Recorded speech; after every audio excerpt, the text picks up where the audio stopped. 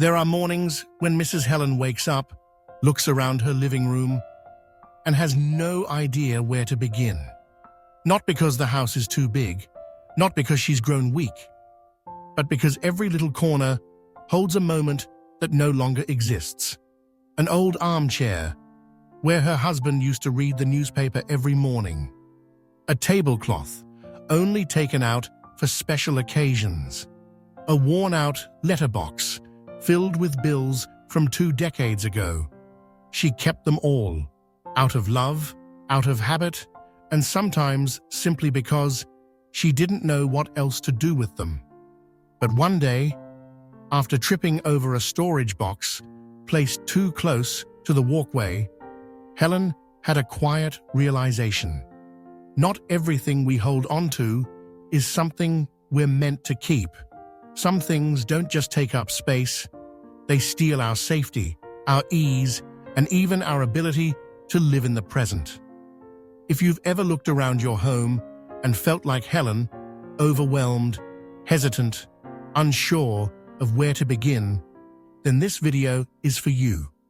These are 9 brutal but necessary decluttering rules every senior over 60 needs to know before it's too late. You're watching Senior Rise, where we share heartfelt stories, gentle insights, and practical solutions for life after 60. Stay with us until the end, because sometimes just one small change is enough to open the door to an entirely new way of living. Rule number 1: don't delay decisions. That morning, Mrs. Helen only intended to tidy up the drawer next to her bed. She opened it, and, as usual, it was stuffed with random odds and ends. An old notebook, a few crumpled bills, a broken watch, and a roll of tape she couldn't remember ever needing. She picked each item up, one by one, and put them back down, whispering to herself, "I'll deal with it tomorrow." And just like so many other times before, the drawer was closed again. We often believe that procrastination is harmless, that we just need a little more time to think. But here's what no one tells you. Procrastination builds up until it fills an entire room with unfinished decisions. For someone younger, that might just mean a little clutter, but after 60, it can become a serious emotional burden. Have you ever opened a cabinet full of stuff and felt a heaviness in your chest? Not because of the objects themselves, but because each item carries a question you've never really answered. Do I still need this? Should I keep it? Will I regret letting it go? Those questions repeat, and instead of deciding, we close the drawer, and with it we close off the emotions too. And over time, that one drawer becomes a closet. The closet becomes a garage. The garage turns into a basement. From one postponed decision, we create an entire maze with no clear way out. If that sounds familiar to you, try asking yourself this: is there something in your home that you've been saying, "I'll deal with it later" about for years? Could today be the day you finally make a clear decision, even if it's just about one small item? Mrs. Helen did just that. She opened the drawer again, picked each item up, and for the first time in years, she didn't say, "I'll do it tomorrow." Instead, she asked, "Does this item help me live better today?" If the answer was no, she thanked it and placed it gently in the donation box. Just one drawer. But for her, it felt like a brand new beginning. If you saw a little bit of yourself in Helen's story, don't hesitate to share in the comments. Have you ever delayed a decision in your home, one that's still waiting on you?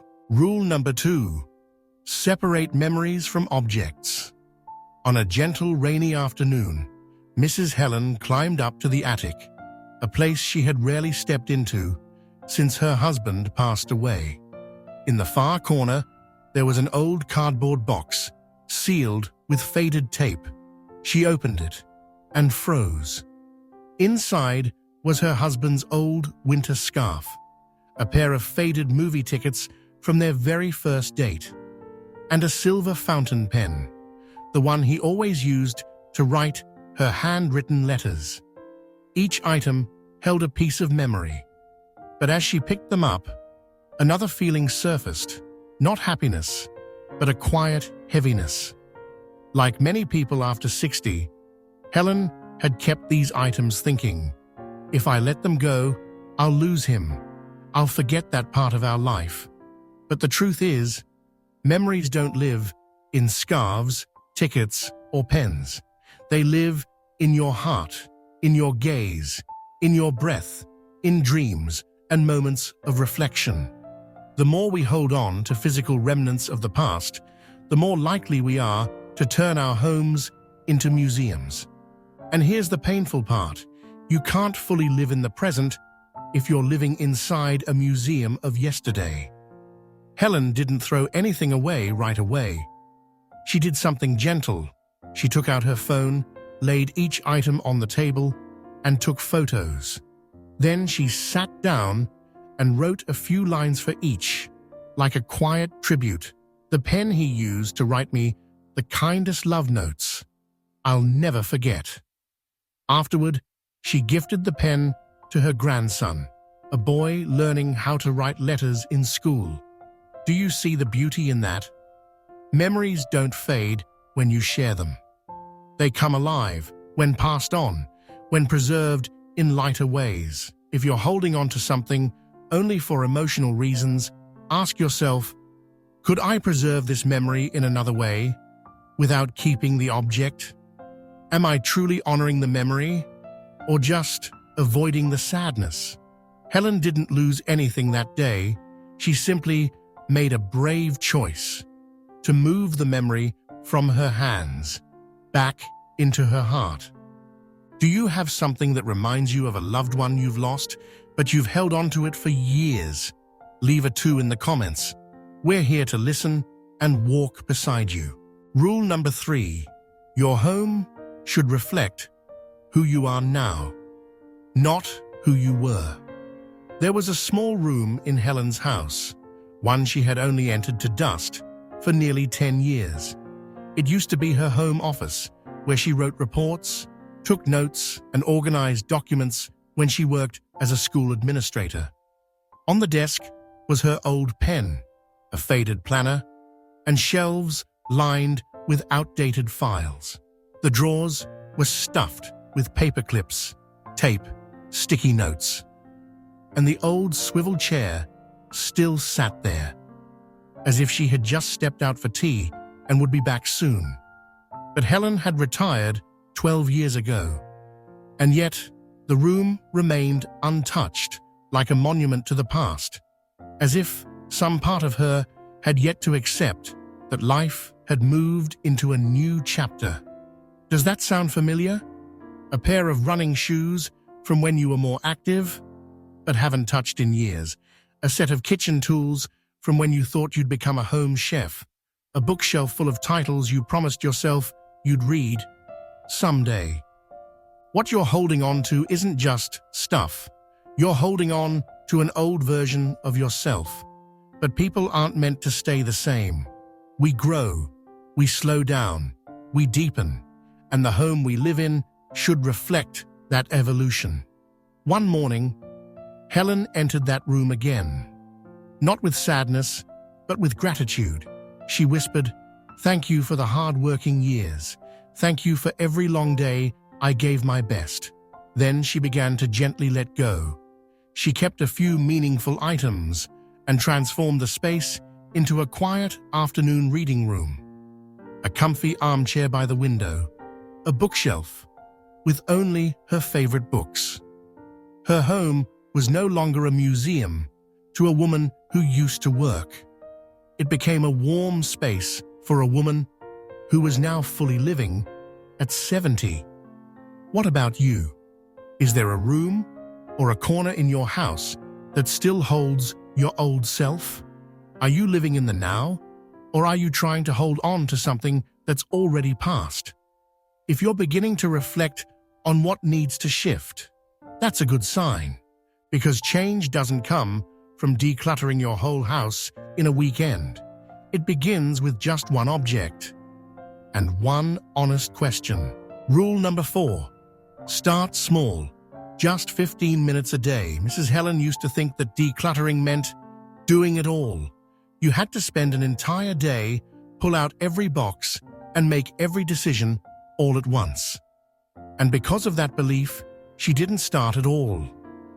For years, every time she opened her storage cabinet and saw the stack of old books or nameless boxes, she'd close it again, sigh, and whisper to herself, "Not today." Until one day, her daughter called and said, "Just 15 minutes, Mum. Each day, one drawer, one shelf, that's all." Helen chuckled. What could 15 minutes possibly do? But that day, she gave it a try.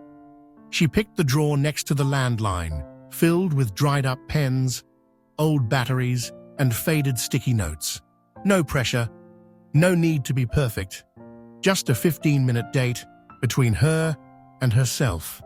And when the timer rang, that drawer was empty. And inside her heart, a quiet space opened up. Lightness, relief. Not because the items were gone, but because of one simple truth. I did something. The next day, she kept going. The shelf next to the sink, a box of unread mail, the cluttered corner of the coffee table. Within a week, she had cleared more than she had all year before. Not because she had more energy, but because her mind was free from the weight of, "I have to do it all." Are you putting things off because it feels like too much? If I told you all you needed was 15 minutes today, what would you choose to start with? A drawer? A bag? Just the surface where you toss your keys? Don't wait for free time. Time doesn't just show up. But 15 minutes? We all have that. Rule 5. Don't hold on to things for others out of guilt. Up in Helen's attic, there were rows of boxes everyone assumed were filled with old storage. In truth, they were memories her children had left behind, from high school, college, and early adulthood. A faded team jersey, half-finished photo albums, a worn-out stuffed bear. Helen used to tell herself, "They'll come back for these. These are their things. I can't just throw them out. Maybe they'll want them when they have families of their own." But year after year, the kids grew up, got married, moved on, and never once asked about those boxes. Not because they didn't care, but because they had already let go. Only the mother still held on. Not because she needed to, but because she would feel guilty if she didn't. Are you keeping something not for yourself, but for someone else? Have you ever felt guilty at the thought of throwing out a child's belongings, even though they've long forgotten them? Are you keeping things because they might need them, or because you can't bear to let them go? One morning, Mrs. Helen called her children. She gently said, "I'm going through the attic. There are some boxes that belong to you. If there's anything you'd like to keep, let me know by the end of the week. After that, I'll donate or discard them." And the result? No one objected. No one asked her to keep anything. Instead, one of them said, "You've kept those all this time? Mom, you didn't have to. We just want you to enjoy your space." Helen smiled softly, a smile of quiet freedom. One box at a time, the attic cleared, and for the first time in 20 years, there was light and space. Sometimes, the thing holding us back isn't the object, but the feeling that we owe someone something. But you know what? Love doesn't mean keeping things forever. Love means letting someone live their own life and letting yourself live the rest of yours with ease. If you've ever held on to something because you felt you should, share in the comments. Your story might help someone else finally let go. Rule number 6. Don't keep things just in case. One day, Helen was looking for a wooden spoon in her kitchen cabinet when she accidentally discovered 3 slow cookers. One still had the price tag on it. One had been used once. And one she couldn't even remember buying. She stood there, stunned, her mind spinning with familiar justifications. What if the kids come over and there's a big meal? Maybe a church gathering? What if I ever need to cook 2 things at once? But the truth was, she hadn't used any of them in over 5 years. She only ever used her trusty old rice cooker. Like many people after 60, Mrs. Helen had fallen into the quiet trap called just in case. It shows up in a set of workout clothes from when she thought she'd start yoga again. Dozens of folded plastic bags, never reused. A drawer full of expired medicines, just in case the pain comes back. What's dangerous isn't each item on its own. It's the silent accumulation that fills your home, not because your life has expanded, but because you're living in constant preparation for a future that may never come. Are you keeping things you haven't touched in over a year just because you might need them? When was the last time you actually used it? Would you even miss it if it were gone? Helen started calling these things by a new name: worries stealing space from peace. So she began small: 1 plastic container drawer, 1 maybe picnic bag, 1 jacket 2 sizes too small, a dream she no longer needed. And with each release, she whispered to herself, if I truly need this one day, I'll find a way. But right now, I need space to breathe. How many someday items are crowding your right now life? Tell us one thing you're keeping just in case, but have never actually used. You might be surprised how freeing it feels just to write it down. Rule number 7. Let go of items tied to guilt. In the corner of Helen's bedroom stood a treadmill, big, heavy, and always forcing her to sidestep every time she entered the room. It wasn't broken. It wasn't old. It just had never been used. She bought it after a health checkup, promising herself she'd work out every morning. The first week, she used it once. Then her knees hurt. Then the weather turned cold. Then life got busy, and the machine turned into a clothing rack. And eventually, a silent reminder of a promise unkept. But every time she looked at it, she didn't just see a treadmill. She saw laziness, failure, aging swallowing her motivation. Do you know that feeling? An item that makes you think, I should do something with it, but you never do. And instead of being helpful, it becomes an indictment every time you pass by. It's not just the treadmill. It's the knitting kit you've never opened, even though it was a gift 2 years ago. It's the expensive massage chair you bought thinking you deserved self-care, but now feel guilty walking past. It's the stack of self-help books you meant to read, but never did. Helen kept that treadmill for 4 years, not out of hope, but guilt. And relief came the moment she changed the question. Instead of asking, what did I miss out on? She asked, does this item make me feel worthy or worse about myself every day? The next morning, she called a neighbor whose daughter was going through physical rehab. She gave them the treadmill with a deep sigh of relief. And that night, she slept better, not because her room was bigger, but because her mind was lighter. Guilt is a sneaky feeling, but it shouldn't live in your home. If an item makes you feel bad about yourself every day, it doesn't belong there. Are you holding on to something just because you feel like you should?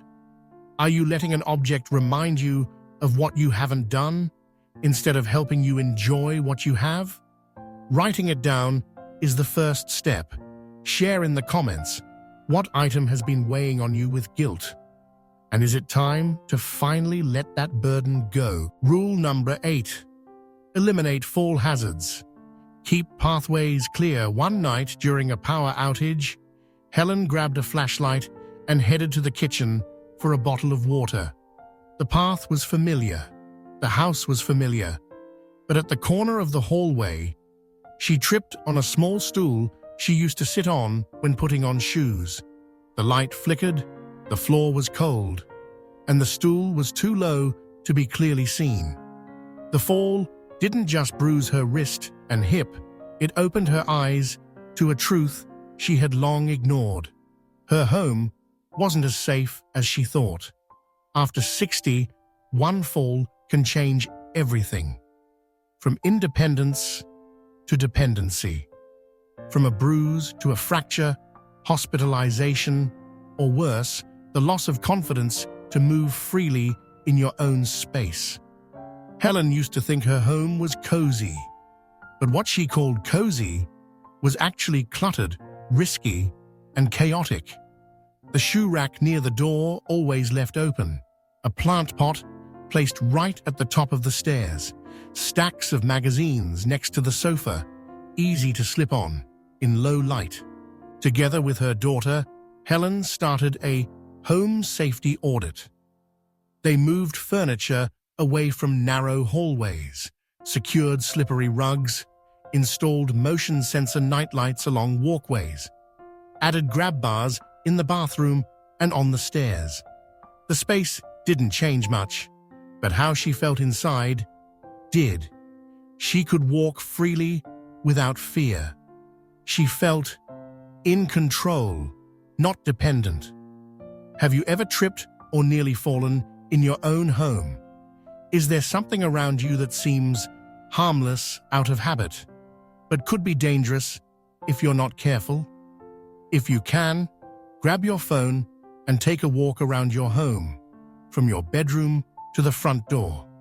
Look at everything through the eyes of someone entering for the first time. Is the walkway clear? Is there a dark corner? Is there something that almost made you lose your balance before? Helen called these steps a retirement insurance policy for independence. If you're still watching, take a few minutes today to check just one familiar hallway in your home. Maybe moving just one object or changing one light bulb could be what helps you stay free for years to come. Rule 9. Declutter your paperwork and finances. To clear your mind. In the drawer next to the sofa, Helen kept a pile of paperwork. Electric bills from 2004, bank statements with faded print, printed insurance contracts that had already been revised 3 times, and a stack of letters from the bank she never opened. She kept them, thinking, what if I need them someday? Like many people, she felt that throwing away documents meant losing control. But the truth was, every time she needed something important, she had to dig through everything. Instead of feeling secure, she felt anxious, overwhelmed, and exhausted. No one teaches us this. That paperwork needs decluttering too, just like the rest of the home, because if not, it quietly piles up into mental weight. Have you ever needed to find a medical form in an emergency and didn't know where it was? Have you ever sifted through a whole stack of papers only to find the right one buried at the bottom? Helen started with the simplest. Old bills already paid years ago, contracts that were replaced, duplicate bank letters. She bought a small file organizer, sorting things into clear sections. Current finances, medical, will and power of attorney, active insurance documents, the rest. She photographed, digitized what mattered, and let go of the rest.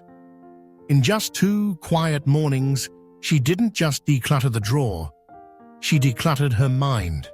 And when she spoke to her granddaughter, a young lawyer, the girl said, "Grandma, you're doing something most people avoid. But that's why you're leaving a real gift: clarity, ownership, and peace of mind." Are you delaying your paperwork because it feels too complex or too emotional? Do you truly know what documents you're keeping? and which ones are necessary versus just clutter? If you can, start with one small pile today. Just one. You don't need to sort your whole life in one afternoon. Just choose what matters and begin putting it in order. When Helen stepped into her backyard that afternoon, her hands felt lighter, but what truly changed was her heart. No more heaviness walking past those old boxes.